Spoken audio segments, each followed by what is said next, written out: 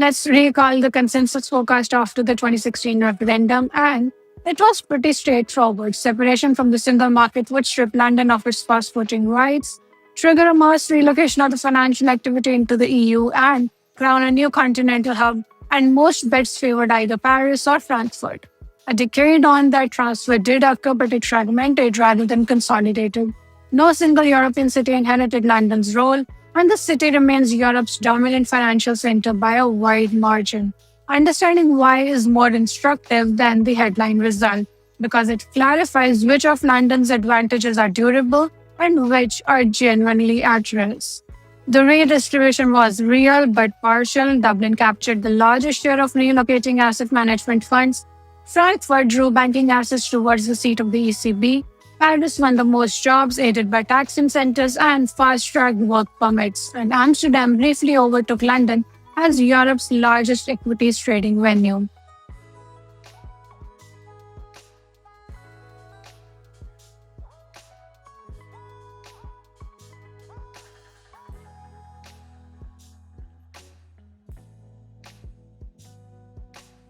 Hello everyone, welcome back to our channel and welcome back to another episode of Capital Insights. This is going to be a brief video and this is going to be about global financial centers. And today, we're going to discuss London as a financial hub. Now, 10 years after the Brexit vote, the city still retains its European primacy, not by political design, but by structural gravity.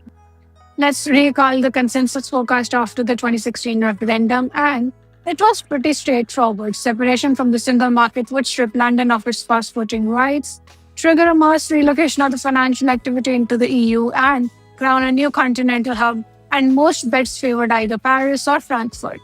A decade on, that transfer did occur, but it fragmented rather than consolidated. No single European city inherited London's role, and the city remains Europe's dominant financial center by a wide margin. Understanding why is more instructive than the headline result because it clarifies which of London's advantages are durable and which are genuinely at risk. Let's talk about the franchising model and not the exodus. What Brexit did produce was not a hemorrhage but a franchising of activity. The international banks constructed EU-facing legal entities to preserve the market access and then staffed them with the minimum that the European regulators would tolerate. The substance of the business, trading desks, deal teams, senior decision makers, and the risk capital that they command stayed in London. Booking entities moved, the ecosystem did not. That distinction matters for any assessment of the city's health. The relocated headcount and the transferred assets overstate the loss because the compliance shell in Paris is not the same institution as the franchise that it fronts. So essentially, London did not hemorrhage. It franchised some of its activities and in doing so, scattered Europe's financial functions widely enough so that no rival could inherit the crown. The redistribution was real but partial. Dublin captured the largest share of relocating asset management funds. Frankfurt drew banking assets towards the seat of the ECB. Paris won the most jobs, aided by tax incentives and fast-track work permits, and Amsterdam briefly overtook London as Europe's largest equities trading venue. Each carved out a niche, but none assembled the full stack: talent depth, legal expertise, support services, and market liquidity, which are required to sustain a global center. The scattering was paradoxically London's protection. Let's talk about the structural advantages that outrank the political ones. The city mode is architectural rather than regulatory, which is precisely why regulatory pressure had struggled to erode it. Four features compound this. English common law governs the majority of the world's cross-border financial contracts. English is the operating language of the global finance. London's meridian position allows it to trade with Asian markets in the morning and American markets in the afternoon within a single working day. And 3 centuries of accumulation have produced the deepest concentration of financial and professional talent in Europe.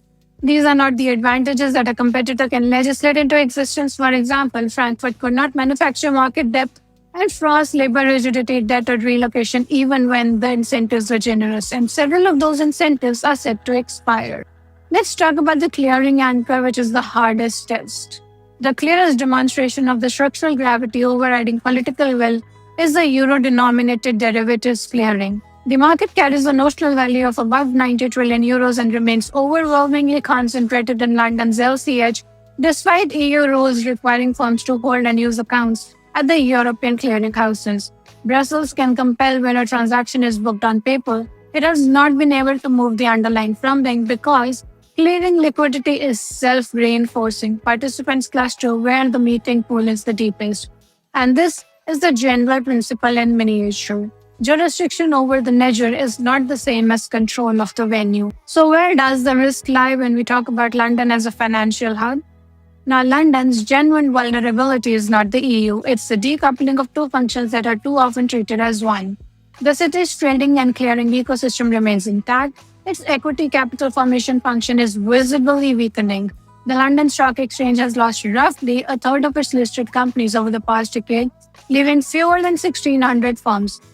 Wise completed a move to New York. AstraZeneca has openly weighed the same.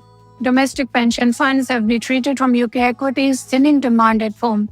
And this is a structural problem, but a transatlantic context over where the growth companies raise equity and it does not benefit Paris, Frankfurt, or Amsterdam.